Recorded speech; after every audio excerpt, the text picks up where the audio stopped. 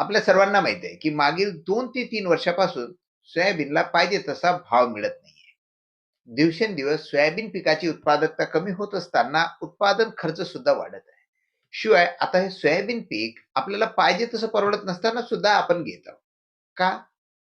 मी अनेक शेतकऱ्यांना हा प्रश्न विचारला. तर त्यांचं उत्तर होतं, की सध्या दुसरा पर्याय नाही.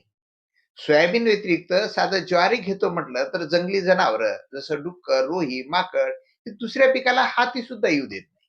उडीद मूग पिकाची सुद्धा तीच गत आहे.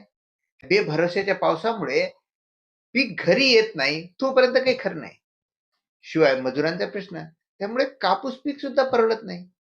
त्यामुळे शेतकरी बंधूंनो, जो एकमेव पर्याय आपल्या हातात आहे आणि तो म्हणजे की सोयाबीनचा लागवड खर्च कमी करून त्यातल्या त्यात उत्पादन आपण कसं वाढवू शकतो याबाबत आपण बघू. बघा, कोणाला सोयाबीनचं उत्पादन जास्त आलं तर आपण लगेच विचार